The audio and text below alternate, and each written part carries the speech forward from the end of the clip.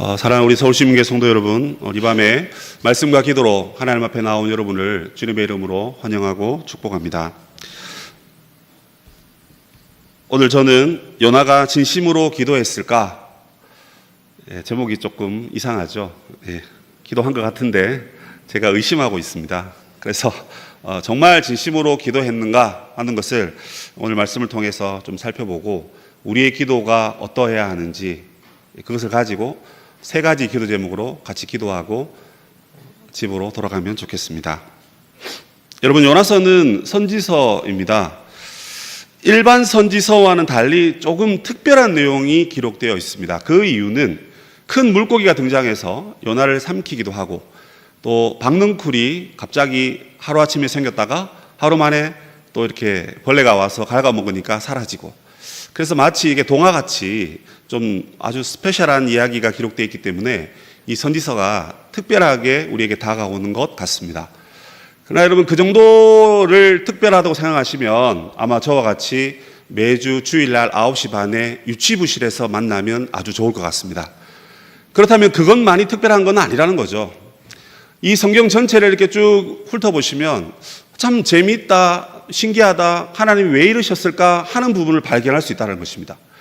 먼저는 하나님께서 이방 나라 백성들에게 관심을 갖고 계십니다. 그것도 이스라엘을 괴롭히는 나라입니다. 그 나라의 선지자를 보내서 그들로 하여금 회개를 전해라, 회개의 복음을 전해라, 말씀을 전해라, 이렇게 하나님이 요나를 부르시는 겁니다. 여러분, 이해가 되십니까? 지금 우리 집에도 밥 없어서 꼴딱 굶어가고 있는데, 얘야, 이 반찬을 가서 옆집에 사모님에게 전해주어라. 옆집 사모님이 임신을 하셨으니 이 음식을 좋아할 것 같아. 그러면서 누가 갖다 준다고 생각해 보십시오. 정신 나간 부모 아닙니까? 그렇죠? 이런 말하면 또 하나님을 너무 욕하는 것 같은데, 어쨌든 하나님께서 자기 백성에게 회개를 말하지 아니하고 니느웨 성에 가서 회개를 말합니다. 두 번째 특이한 게 뭐죠? 그래서 선지자가 부름을 받습니다. 왜 많은 선지자 중에 요나일까요? 모르겠습니다. 요나가 부름 받았어요. 요나가 어떠합니까? 도망갑니다, 여러분. 하나님의 선지자가 하나님의 말을 전하라고 가라 했는데, 예, 알겠습니다 해서 하나님의 명령을 쫓아가야 되는데, 여러분, 도망갔다라는 겁니다. 이 도망간 내용을 왜 성경에 기록합니까? 이것도 뭔가 좀 특별하지 않나요? 당연한 겁니까? 목회사에 가다가 힘들면 목회자가 도망가면 됩니까? 담임 목사님이 주일날 말씀 전해야 되는데 도무지 말씀이 떠오르지 않습니다. 그래서 어떻게 합니까? 주일 새벽에 아이고 모르겠다, 선 목사 네가 해라. 뭐 얼굴이 니나 내나 얼굴은 뭐 같아 보이니까 네가 해도 괜찮을 거야. 해서 목사님이 만약에 주일날 어디 급히 가셨답니다. 말이 됩니까? 말이 안 되죠. 도망갔다, 이게 말이 안 됩니다. 그런데 세 번째 특별한 건 뭐죠? 그 도망간 요나를 하나님이 끝까지 찾아가셔서 붙들어가지고 고쳐가지고 다시 보내는 거예요. 이것도 정말 특별한 이야기입니다. 하나님이 지금 요나를 설득하고 있습니다, 여러분. 우리 성격에, 야, 밥 먹어라. 싫은데요? 아빠 3번 말한다. 밥 먹어라. 싫은데요? 밥 먹어라. 싫어요. 알았다. 밥상 치워버리죠. 그렇지 않습니까? 안 그래요? 예, 다행입니다. 그죠? 저희 옛날에 아버지 살아계실 때 항상 그랬거든요. 반찬 투정하면 2번 물어보십니다. 2번. 그리고는 본인이 다 드시더라고요. 근데 하나님은 그 도망간 요나를 다시 설득시켜서 다시 하나님의 말씀을 주어서 거기에 가게 하는 하나님의 주권적인 능력. 이게 하나님이니까 가능한 거죠. 그죠? 그런데 우리가 보기에는 여러분, 이게 참 스페셜한 아주 특별한 이야기다 하는 것입니다. 1장에 보면 하나님의 명령을 거부한 요나가 여차여차해서 결국 바다에 빠지게 됩니다.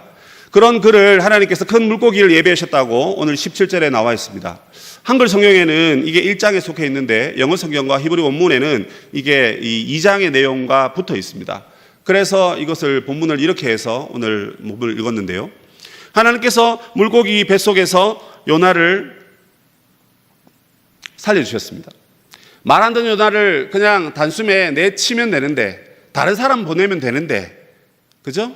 근데 그를 버리지 아니하시고 물고기 뱃속에 부르셨다는 겁니다. 왜 그렇습니까? 물고기 뱃속에 하나님이 요나를 부르신 이유는 요나를 설득시키기 위함입니다. 너 안 가려고? 나는 네가 갔으면 좋겠는데? 네가 가서 내 말을 전했으면 좋겠어. 그 이방 땅에 죽어가는 그 영혼들에게 회개하라는 말을 전했으면 좋겠어. 너가 정 도망간다고 하니 어쩔 수 없구나. 내가 너를 물고기 뱃속에 나의 품에 가둬야 되겠다. 하나님께서 큰 물고기를 보내셨습니다. 사실 요나는 이 바다에 빠진 이유가 불순종했기 때문이죠. 불순종한 그 요나를 하나님께서는 물고기 뱃속을 통해서 다시금 집어삼키십니다. 자기 품으로 이끄시는 거죠. 내 말 들으렴 하면서 달래기 위해서, 설득하기 위해서 부르신 것입니다. 이게 바로 하나님의 놀라운 비상한 섭리라는 것입니다. 다시스로 도망가는 요나를 다시 고쳐서 사명을 감당케 하시려는 거죠. 그러면 어쩌면 요나는 자기의 의지를 꺾고 자기의 생각을 내려놓고 하나님의 품 안에서 하나님의 명령에 순종하는 것을 배워야 합니다. 그래서 물고기 뱃속은 고통의 순간이고 가기 싫은 곳이라 할지라도 그 고난의 시간은 하나님의 능력과 주권을 배우는 학교인 셈입니다. 그 결과가 어떠합니까, 여러분? 요나가 굴복했습니까? 요나가 자기의 의지를 꺾고 하나님의 명령을 받들었습니까? 그는 하나님의 은혜를 배웠고 자기 민족뿐만 아니라 이방 민족까지 사랑한다라는 것을 배워서 하나님의 명령에 내가 사명을 다하겠다. 여러분 그렇게 다짐하고 다시 육지로 나왔나요? 저는 오늘 여러분에게 그렇지 않다라고 말씀을 드리고 싶습니다. 아쉽게도 요나는 그렇게 하지 않았습니다. 그는 철저하게 물고기 뱃속에서 기도하지만 그 기도의 내용을 살펴보면 하나님 앞에 굴복하기는커녕 오히려 자기의 의를 더 주장하고 있습니다. 하나님 뜻보다 내 생각이 옳다라고 하는 그의 관습과 그의 전통과 그의 아집과 그의 모든 생각을 하나님께 관철시키려고 하고 있습니다. 이미 이 대목에서 여러분은 저와 다른 생각을 갖고 있을 수도 있습니다. 요나는 기도했고 10절에도 보면 물고기 뱃속에서 나왔기 때문에 그렇습니다. 그러면 요나가 굴복했고 하나님의 명령에 순종했는 거 아닙니까? 이렇게 의문을 품으실 것입니다. 그러나 저는 세 가지 이유를 가지고 요나가 하나님 앞에 굴복하지 않았다 하는 이야기를 건네고 싶습니다. 간단한 이야기 두 가지와 그리고 오늘 본문에서 또한 세 가지를 찾아서 결국 세 가지를 말씀드리려고 합니다. 첫 번째는 문법적인 것입니다. 국어 시간도 아닌데 왜 문법입니까? 성경을 여러분들과 읽으실 때 항상 우리가 여러 가지 것들을 주의해야 되는데 특별히 히브리어라든지 이런 문법적인 것들을 잘 헤아려야 됩니다. 그래서 여러분 설교는 아무나 하는 것이 아니라고 생각합니다. 물론 목사들이 다 설교를 잘하고 옳게 하는 것은 아닙니다. 존경하는 우리 담임 목사님도 잘못 설교하실 때가 있을 수 있겠죠. 인간이기 때문에 그렇습니다. 하나님의 말씀을 철저하게 잘 연구하고 문법과 문학적인 것과 그 안에 담겨있는 하나님의 의도를 잘 살펴보면 조금 다른 모습도 보입니다. 거두절미하고 제가 문법적으로 말씀드리고 싶은 것은 무엇이냐면 히브리어 전문가들의 말에 의하면 이 요나의 기도에 나와 있는 문법적인 형식은 애가라고 합니다. 애가가 무엇입니까, 여러분? 슬픈 노래라는 뜻입니다. 내용은 감사의 기도입니다. 하나님 나를 살려주셔서 내가 하나님 앞에 감사하고 서원을 지키겠습니다. 그렇기 때문에 하나님 감사합니다라고 고백하는데 여러분 이게 슬픈 노래의 형식을 갖고 있답니다. 이걸 이렇게 생각하면 됩니다. 제가 예전에 큰 교회에서 사역할 때 이런 일이 있었어요. 장례식을 갔다 오자마자 옷을 갈아입고 결혼식에 갔습니다. 그 장례식 갈 때는 그 할머니가 돌아가셨는데 췌장암으로 돌아가셨기 때문에 제 마음에 아직도 생생하게 기억납니다. 신방을 한 30번은 늦게 간 것 같습니다. 그 교회에서 1년밖에 사역을 못했지만 30번 이상 신방 갔다는 겁니다. 제가 시민교회에 있으면서도 30번 신방 간 집은 아직 없습니다. 8년이 지나도 아직 그런 집은 없다는 거죠. 그만큼 애착이 있었고 정말 그 할머니가 오래 사셨으면 좋겠고 그래서 저는 강구사 때 정말 열정을 다해서 신방을 했습니다. 그런데 그분이 돌아가셨답니다. 아침에 갔는데 너무 슬픈 거예요. 그런데 점심때 교구에 결혼식입니다.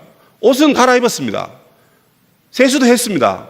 그래서 결혼식에 갔습니다. 그런데 제 얼굴은 그리 밝지 않았습니다. 제가 그것을 기억합니다.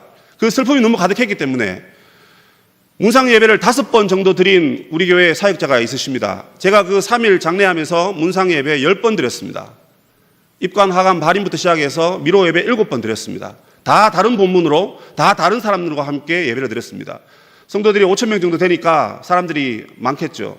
그렇다고 그분이 권사님 아니었습니다. 그분이 유력한 자냐? 아니었습니다. 교회에 11조를 많이 내느냐? 그것도 아니었습니다. 그러나 저의 첫 사역지였고 그의 첫 죽음 앞에 저는 그 슬픔을 함께 나누기 위해서 그렇게 3일 동안 열심히 사역했습니다. 그런데 결혼식 가는데 제 마음이 하나도 기쁘지 않았습니다. 어쩌면 여러분, 우리가 결혼식에 오는데 장례식장에서 입을 만한 그 옷을 입고 결혼식에 가서 축하합니다라고 말한다고 한번 생각해 보십시오. 이게 여러분 어울리지 않습니다. 요나서에서 어떻게 보면 이 2장을 쏙 빼버리면 잘 어울릴 것도 같습니다. 그런데 2장에 나와 있는 이 히브리어의 어떤 형태와 그리고 시의 운율을 보면 이게 슬픈 노래라는 것입니다. 그런데 내용은 그렇지 않습니다. 내가 죽을 뻔했는데 하나님의 은혜로 살려놨다, 이런 문법적으로 그렇게 얘기합니다. 그런데 슬픈 노래입니다. 뭘 말하는 거죠? 그의 감사가 진정한 감사가 아니라는 얘기를 드리고 있는 것입니다. 두 번째는 문맥적인 이야기입니다. 성경은 항상 문맥적으로 보셔야 됩니다. 특별히 마태, 마가, 누가, 요한을 복음을 보실 때는 정말 중요한 것이 앞의 이야기와 뒤의 이야기 사이에 있는 이야기가 무슨 이야기인지를 의미를 잘 살피셔야 됩니다. 그 예를 많이 들 수 있지만 여러분 생략하겠습니다. 이 문맥적인 부분에서 뭐가 문제가 됩니까? 만약에 여기서 이 요나의 마음이 변해서 바꾸어져서 회개해서 믿음의 고백을 드려서 만약에 3장에 갔다면 4장에서 내가 심히 노하여라는 말이 안 나와야 됩니다. 하나님이 그렇게 능력이 없습니까? 만약에 이 기도에서 요나가 바뀌었다면, 예, 하나님, 역시 하나님의 주권과 능력이 대단하십니다. 만유를 통치하시고 만유의 주가 되시고 모든 이방의 임금들도 하나님이 다스리십니다. 이렇게 4장 1절 2절에서 고백해야 됩니다. 그런데 요나가 뭐라 그럽니까? 내가 말했잖아요. 하나님은 인자와 자비가 풍성하시니 가서 회개하라고 말하면 그들을 다 구원시킬 것을 내가 안다고, 그래서 내가 가기 싫다고 내가 말했잖아요. 왜 그러셨어요? 하나님께 되묻고 있고 따지고 있고 하나님 말에 겨우 불순종한 그의 행동을 엄청나게 후회하면서 이방 민족이 구원을 얻은 것을 싫어하고 있습니다. 그 이야기와 이 기도를 어떻게 여러분 우리가 연결시켜서 이야기할 수 있습니까? 예, 물론 이렇게 얘기할 수 있죠. 요나가 그때 가서 또 기분이 나빴나 보다. 뭐 사람인지라 오락가락 하니까 요나가 좋다가도 안 좋고 안 좋다가도 좋고 뭐 그럴 수 있지 않겠습니까? 뭐 이렇게 말할 수도 있을 것입니다. 그러나 여기서 말하는 요나의 기도는 철저하게 하나님 앞에 감사하고 회개하고 믿음의 결단의 기도가 아니었기 때문에, 그 아직까지 해결되지 않는 그 마음으로 갔기 때문에 자기의 본심이 나온 거예요. 두루두루 방방곡곡 다니면서 회개를 외치라 했는데 그냥 대충 회개를 얘기했고, 그리고 망하느냐 건너편에서 보고 있는데 망하지 않으니까 하나님 앞에 원망하고 있는 것입니다. 기도를 잘못한 겁니다. 그 기도가 진짜 감사 기도가 아니라는 것입니다. 문법적으로도 그렇고 문맥적으로도 그렇습니다. 3장에서 다시 소명을 얻어서 갔습니다. 그러나 4장에서 하나님께 도전하고 있습니다. 어떻게 이것을 여러분 바르게 기도하면 여러분 우리의 마음이 바뀌어집니다. 그래서 삶 자체도 바뀌어져야 됩니다. 물론 그럴 수도 있습니다. 요나가 바르게 기도했는데 행동이 아직 완전하게 바뀌지 않았다, 이렇게 약간 미완성적인 모습으로 해석할 수도 있을 것입니다. 그러나 그는 근본부터 그의 생각과 그가 갖고 있는 지식이 바뀌지 않은 것입니다. 그는 이방인들을 싫어하는데, 특별히 자기들을 힘들게 하는 그 민족을 싫어하는데 하나님은 그들에게 복음을 전하라 하시니 얼마나 여러분 싫겠습니까? 우리 할아버지의 할아버지를 생각해 보십시오. 우리가 일제시대에 얼마나 큰 치욕과 그런 모욕을 당했습니까? 위안부 할머님들이 지금 뭐 얼마 남지 않으셨지 않습니까? 그런데 그 민족에 가서 복음을 전하라. 정말 싫은 명령이고 순종하기 어려운 명령입니다. 그러니까 요나가 기도하면서도 자기의 마음에는 형식만 있을 뿐이지 간절함이 없었던 것입니다. 어쨌든 문맥과 문법적인 관점에서 봤을 때 요나의 기도는 진정한 하나님께 대한 회개와 감사는 아니었다는 것입니다. 그러면 구체적으로 내용에 들어가서 본문 속에서 세 가지를 살펴보겠습니다. 첫 번째, 그는 그의 기도에서 고난의 원인이 하나님이라고 하소연하고 있습니다. 2절에서 4절을 보십시오. 내가 받는 고난으로 말미암아 이렇게 말합니다. 주께서 나를 깊은 바다 속에 던지셨다라고 얘기합니다. 내가 주의 목전에서 쫓겨났다라고 2절, 3절, 4절에서 각각 말하고 있습니다. 인생을 살다 보면 여러 가지 고난을 만납니다. 근데 그 고난에는 여러분 다 이유가 있겠죠. 그리고 목적이 있습니다. 여러분, 미국의 남침내 교회의 아주 훌륭한 목사이신 존 파이퍼 목사는 고난의 목적에 대해서 5가지로 정의를 했습니다. 거기 보면 고난은 하나님 앞에 우리가 회개하기 위함이다 이렇게 되어 있습니다. 우리가 죄인이기 때문에 자기 생각이 다 옳은 줄 압니다. 그런데 하나님이 때로 우리에게 고난을 주셔서 우리가 잘못됐다라는 것을 회개케 하기 위함이다 이렇게 얘기합니다. 회개하고 난 뒤에 두 번째로 우리는 그 하나님께 의존케 하기 위해서 고난을 준다 이렇게 했습니다. 회개하고 난 뒤에 또다시 우리는 우리 마음대로 살아갑니다. 근데 하나님은 고난을 통해서 그렇게 살면 힘들어. 나에게 의존해. 나를 의지해. 나를 믿어. 나를 따라와. 너 생각이 그렇게 옳지 않는 것 같아. 이제 나를 믿으렴. 하나님이 그 마음을 주시기 위해서 우리에게 고난을 준다고 합니다. 또한 세 번째로는 우리로 하여금 하나님의 징계를 깨닫고 하나님이 의롭다라는 것을 알게 하신다고 합니다. 고난의 이유는 여러분 우리가 잘못된 길을 가고 있기 때문이죠. 내가 가는 길이 의로운 길이라고 생각합니다. 나는 넓은 길로 가면서도 예수 잘 믿을 수 있다라고 착각합니다. 성경이 말하죠. 좁은 길로 가라고. 넓은 길로 가면서도 예수 잘 믿을 수 있다고 착각합니다, 여러분. 그러나 분명 그의 삶은 문제가 있을 수도 있습니다. 때문에 징계를 깨닫고 하나님의 의를 덧입고 하나님이 기뻐하시는 의의 길로 가라. 그것이 고난의 이유와 목적입니다. 네 번째는 여러분 상급입니다. 우리가 잠시 받는 이 징계의 고난의 징계는 이 환난이 가볍지만 머지않아 영광 가운데 하나님의 큰 상급을 주신다라고 고린도후서 4장 17절 이하에 그렇게 말하고 있습니다. 뭐죠? 여러분 고난 받는 것을 정말 기뻐해야 됩니다. 왜요? 상급을 주시니까. 그 상급은 이 땅에서도 하나님 주십니다. 뿐만 아니라 천국에서 영생복락을 누릴 그 상급을 우리 모두에게 하나님 주신다고 하셨습니다. 이것이 우리에게 고난받는 이유와 목적인 것입니다. 그리고 마지막으로 예수 그리스도의 십자가와 부활의 능력을 바라보게 한다는 것입니다. 이게 고난의 이유와 목적입니다. 여러분 이 모든 것을 살펴보면 고난을 통해서 뭔가 우리 자신을 돌아보는 것입니다. 내가 뭘 잘못하고 있는지, 내가 지금 하나님 기뻐하시는 길을 가고 있는지 스스로 돌아보기 위함입니다. 그런데 문제는 스스로는 자기를 못 돌아봅니다. 중이 자기 머리를 깎을 수 없다고 하잖아요. 교회에서 은혜 받기 제일 힘든 사람이 목사입니다. 그 다음 장로님이십니다. 그 다음 권사님이시고, 그 다음 아수 집사님이시고, 그 다음 집사님이시고, 그 다음 교회에 오래 다니는 분이시고, 그렇습니다. 교회에 제일 오래 다니는 사람이 직분 있는 분들이 은혜 받기 제일 힘듭니다. 아무도 아멘 안 하시죠, 그죠? 속으로 아멘 하실 줄 압니다. 제가 그렇습니다. 은혜 안 됩니다, 여러분. 제 삶을 봐도 그렇고, 제가 본받고 싶은 사람이 없어 보입니다. 내가 제일 나은 것 같아요. 아무도 없어요. 때로는 목사님 설교하시는데, 아유, 내가 더 낫다. 이런 착각을 합니다. 인생이 그렇습니다. 하나님 우리에게 고난을 안 주시면, 깨달으면 말씀을 주지 않으시면, 자기가 옳은 줄 아는 거죠. 그런 맥락에서 하나님이 고난을 주신다는 것은 너가 틀렸을 거야 라는 힌트를 주시는 겁니다. 그러면 어서 자기를 돌아보는 것이 고난의 가장 중요한 궁극적인 이유입니다. 그 5가지를 하나로 묶으라면 바로 자신을 돌아보기 위함입니다. 그런데 요나가 뭐라고 있죠? 나의 고난이 어디서부터 왔다고요? 하나님 때문이다. 하나님이 나를 던졌지 않느냐?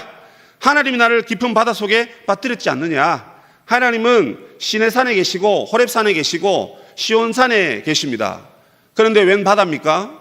히브리 문학에 의하면 바다는 여러분 세상입니다. 멸망받을 곳입니다. 산에는 하나님이 계시고 바다에는 하나님이 안 계신다는 생각을 합니다. 그런데 내가 바다에 빠뜨려졌으니 이건 하나님이 나를 버리신 것이고 징계한 것이라는 것입니다. 내가 옳았는데, 내가 죄가 없는데 왜 나는 고난을 받아야 됩니까? 하면서 하나님이 나를 버리셨을지라도 이렇게 얘기합니다. 뭐죠? 자기를 돌아보는 것이 없고 하나님 앞에 원망하는 것입니다. 그러나 우리는 1장의 말씀을 알고 있습니다. 요나가 바다에 빠진 이유가 무엇입니까? 하나님 때문입니까? 자기가 하나님 말씀에 불순종한 거 아닌가요? 하나님도 알고 계시고 이방 사람들도 다 알고 있습니다. 1장 말미에 보시면 하나님 앞에 이방 사람들이 오히려 나의 소원을 갚겠다 하고 기도하고 회개하는 모습을 보이고 있습니다. 물론 그 사람들은 일반적인 형식을 빌어서 그 요나가 섬기는 그 신에게 우린 잘못 없습니다 하고 요나를 빠뜨리면서 우리를 살려주세요 이런 맥락에서 일반적인 기도를 한 것이죠. 어쨌든 지금 고난의 원인은 요나 자신입니다. 근데 하나님 앞에 기도하며 마치 원망하고 있는 듯한 그런 태도를 보이고 있는 것이죠. 때로는 고난의 원인이 모호할 때는 우리가 다르게 볼 수 있습니다. 그러나 우리는 앞부분에서 요나가 왜 빠뜨려졌는지 알고 있기 때문에 그의 말과 현재의 삶이 다르기 때문에 그가 잘못된 기도를 하고 있다는 것이죠. 두 번째입니다. 그는 하나님이 고난을 주셨다라고 했죠. 근데 그 고난을 주셨지만 내가 하나님의 성전을 바라봤습니다 라고 고백합니다. 다시 주의 성전을 바라보겠다라고 4절에서 그렇게 얘기합니다. 근데 이 말씀에서 우리가 조금 다른 관점으로 볼 수 있습니다. 다른 관점이기보다는 이 히브리 본무의 아크라는 히브리어가 여기에서 드러나고 있지 않습니다. 그것은 이제 그러나라는 뜻입니다. 그 단어를 넣어서 해석해 보면 이렇습니다. 내가 주의 목전에서 쫓겨났습니다. 그러나 다시 주의 성전을 바라보겠습니다. 그러나 다시 주의 성전을 바라보겠습니다라는 것입니다. 이게 그냥 제가 평서문처럼 읽어서 사실 느낌이 없습니다. 감이 없습니다. 그러나 좀 더 극적으로 읽어보면 이렇습니다. 하나님이 나를 버리셨죠? 하지만요, 그러나요, 나 잘못한 거 없어요. 그래서 나는 예전에도 주의 성전을 바라보았듯이 나는 지금 다시 하나님 성전 바라볼 거예요. 나는 계속해서 하나님의 성전을 바라볼 거예요. 하나님 왜 나에게 잘못했다고 말씀하세요? 날 잘못하지 않았어요. 하나님 나를 버리셨지만 그러나 나는 그렇지 않았어요. 나는 야단 맞을 짓을 하지 않았어요. 이렇게 당돌하게 기도했을는지는 모르겠지만 문법적인 해석은 그렇습니다. 그럼 이건 뭘 말하는 거예요? 자기의 의를 주장하고 있는 것입니다. 이런 맥락에서 여러분 1절과 2절 4절에 각각 1절에 기도하여라는 히브리어와 2절에 부르짖었더니라는 히브리어 그리고 4절에 바라보겠나이다라는 히브리어가 전부 다 능동태고 심지어 강조형입니다. 무슨 말입니까? 첫 번째는 제기형입니다. 나 스스로 하나님 앞에 간절히 부르짖었습니다. 이렇게 하나님 앞에 큰 소리 치고 있는 거예요. 지금 자기가 잘못해서 고난받고 있는데 자기는 나 기도 잘한다고 큰 소리 뻥뻥 치며 하나님 앞에 간절함을 더해서 큰 소리 치고 있는 것입니다. 여러분, 우리가 진짜 잘못했을 때 어떻게 부모님의 헬초리를 덜 맞습니까? 어떻게 덜 맞죠? 그냥 웁니다. 잘못했어요. 울고 용서해 주세요. 불쌍히 여겨주세요. 아빠는 목사님이시잖아요. 목사님이 그러시면 안 되잖아요. 저희 첫째 아들이 저보고 회초리를 들 때 그 얘기를 한 번 딱 하더라고요. 제가 순간 멈칫했습니다. 야, 이놈아, 지금은 목사 교인 사이가 아니다. 아빠와 아들 사이다. 하고는 좀 마구 발바닥을 몇 대 때렸었습니다. 근데 지금 내가 기도했습니다. 이 얘기합니다. 내가 부르짖었다. 이것도 강조 능동태입니다. 내가 강조해서, 내가 힘주어서 하나님 앞에 부르짖었습니다. 내 살려고 부르짖었습니다. 잘못했을 때 빨리 뉘우쳐야 되는데 뉘우침이 없어요, 지금. 핵심은 그겁니다. 뉘우침과 회개가 없고 내가 기도했습니다. 내가 기도했지 않습니까? 내 기도한 거 보셨죠? 내가 거기 앞자리 세 번째 줄에 앉아가지고 목사님 6시 40분에 올라가시지만 나는 7시 10분까지 기도한 거 하나님 보셨죠? 여러분, 이렇게 말하는 거예요. 누가요? 요나가. 바라보겠나이다. 내가 나를 스스로 바라보게 했나이다. 이렇게 얘기합니다. 이거는 이제 또 사역형을 얘기하고 있습니다. 자기가 자기를 사역형으로 얘기하고 있습니다.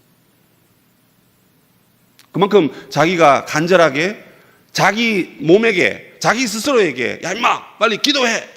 간절히 성전을 바라봐. 하면서 내가 나를 쳐서 복종시켜서 하나님 앞에 그렇게 신앙생활 했다라는 것입니다. 결국 자기의 의입니다, 여러분. 더 놀라운 것은 세 번째 8절에서 10절을 보시면 이방인들을 거들먹거립니다. 지금 자기의 의를 강조하고 있잖아요. 하나님이 틀렸고 내가 옳다라는 것을 강조하고 있습니다. 근데 자기 옳다는 것을 강조하면서 그 누군가를 또 밟고 일어서야 됩니다. 그 누군가가 누구냐면 이방인들입니다. 8절 보시면 거짓되고 헛된 것으로 숭상하는 모든 자, 이게 바로 이방인들을 말하는 것입니다. 어쩌면 이 니느웨 사람을 말하는 것일 수도 있겠습니다. 그 모든 자는 자기들에게 베푸신 하나님의 헤세드를 그들은 버렸다라고 얘기합니다. 하나님의 헤세드 많이 들어보셨죠? 하나님의 인자입니다. 하나님의 자비입니다. 그죠? 하나님의 긍휼이에요. 우리가 어떠한 죄악에도 불구하고 하나님의 크신 사랑으로 우리를 용서하시고 우리를 보다듬어 주시고 우리를 안아주시는 그 놀라운 자비입니다. 가장 큰 하나님의 사랑 아니겠습니까? 그런데 이방인들은 그거 다 버렸다고 합니다. 그러나 나는 감사의 목소리로 주께 제사를 드리고 나의 서원을 하나님께 갖겠다 그러고 구원은 하나님께 있다라고 아주 유창한 말로 기도하고 있습니다. 결국 나는 이방인보다 더 나은 자다라는 주장을 펼치고 있는 것입니다. 세 가지를 말씀드렸습니다. 뭐였죠? 고난의 원인이 나의 잘못이 아니라 하나님이 나를 그렇게 버리셨잖아요. 내가 임무 수행하는 중에 하나님이 나를 이렇게 버리셨잖아요. 하나님 다 보고 계시는데 하나님 앞에 그렇게 핑계를 댑니다. 우리 인생이 뭐 잘 안 되면 다 하나님 탓입니다, 여러분. 그렇지 않습니까? 두 번째는 뭡니까? 하나님 나의 고난을 주셨지만 나는 나의 의로, 나의 신앙의 열심으로 나는 기도했어요. 나는 성전을 바라봤어요. 나는 열심히 살았어요. 나는 새벽기도 안 빠졌어요. 나는 헌금 안 빠지고 다 드렸어요. 나요 순장 끝까지 헌신했어요. 나요 전도회 모임 빠지지 않고 다 갔어요. 봉사할 때 나 빠지지 않았어요. 열심히 했어요. 그렇게 얘기하고 있는 것과 똑같은 맥락입니다. 더 나아가서 나는 저 이방인들보다 더 하나님을 잘 섬겼습니다. 이방인들은 하나님의 언약을, 하나님의 헤세드를 버렸지만 나는 버리지 않았어요. 그렇게 얘기합니다. 자, 여러분, 이 기도처럼 그가 하나님의 자비를, 긍휼을 버리지 않았습니까? 아니죠. 사장에 가보면 왜 하나님 저들을 구원하시냐고, 왜 그들을 살리시냐고 성내며 노하며 하나님 앞에 대꾸하지 않습니까? 그게 무슨 하나님의 헤세드입니까? 자기가 사실은 하나님의 헤세드를 버리고 있는데 왜 이방인들이 버렸다고 그렇게 고자질하고 있습니까? 여러분, 이 기도는요 결국 바리새적인 율법적인 기도입니다. 저는 이 대목을 준비하고 또 주석과 연구 서적을 찾아보면서 히브리 원어를 찾아보면서 좀 놀랐습니다. 몇 년 전에 제가 이 본문을 설교한 기억이 나거든요. 연하처럼 기도합시다. 간절히 기도합시다. 성전을 바라봅시다. 근데 공부를 하고 또 말씀을 연구하고 기도하면서 이게 진정한 하나님 앞에 뉘우침이 없는 미사 여구만 가득 채워놓은 하나의 기도문일 수도 있겠구나 하는 충격적인 사실을 알게 되었습니다. 여러분, 바리새인과 세리가 성전에 올라가서 기도하지 않습니까? 바리새인이 뭐라 그럽니까? 나는 저 세리와 다릅니다 해서 토색한 것도 없고 간음한 것도 없고 그리고 불의를 행한 것도 없다라고 얘기했습니다. 그리고 나는 일주일에 2번 금식하고 그리고 소득의 11조도 잘 드린다라고 그렇게 하나님 앞에 기도했습니다. 다른 사람들과 다르게 따로 서서 손을 높이 들고 아마 길 모퉁이 여기에서 손을 펼쳐서 기도했을 것입니다. 그리고 이렇게 기도했을 것입니다. 이렇게 천하 만국의 하나님이시여, 세상을 지으시고 온 우주의 통치자가 되신 하나님 아버지, 성은이 만극하옵나이다 하면서 종의 기도를 들으시옵소서 하면서 남 들으라고 그런 식으로 아마 기도했을 것입니다. 근데 옆에 있는 세리는 뭐라고 기도합니까? 주여, 나는 죄인이로소이다. 하나님이여, 나를 불쌍히 여기소서. 그리고 자기의 가슴을 치면서 하나님 앞에 그렇게 기도했다 하는 것입니다. 여러분, 종교인과 신앙인의 차이점이 뭐라고 생각하십니까?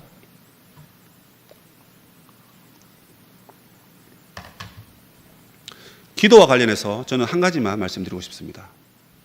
기도하는 종교인, 기도하는 신앙인의 차이는 뭐냐? 종교인은 기도하면서 바벨탑을 쌓습니다. 근데 신앙인은 기도하면서 바벨탑을 무너뜨립니다. 요나의 기도와 시이니까 이 표현도 여러분 뭔가 좀 시 같지 않습니까? 그냥 요 대목을 제가 쓰면서도 이거는 정말 내가 길이길이 기억해야 되겠다 착각을 좀 했습니다. 정말 그렇습니다, 여러분. 기도하면서 우리는 뭘 자꾸 쌓습니다. 우리의 의를 쌓죠. 어떤 의죠? 나 기도 오늘도 많이 했다. 어제 하고 오늘도 했다. 누가 그러시더라고요. 고향 교회 목사님에게 100일 작전 기도 하는데 이 집사님이 하루는 너무 힘들어가지고 한 일주일 하시다가 기도를 하루 빼먹었대요.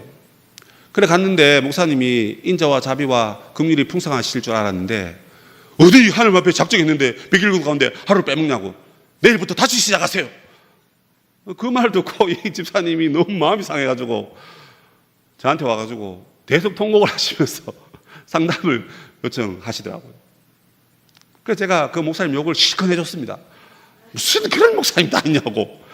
주님의 인자와 자비로 용납하고 그럼 덤으로 그죠?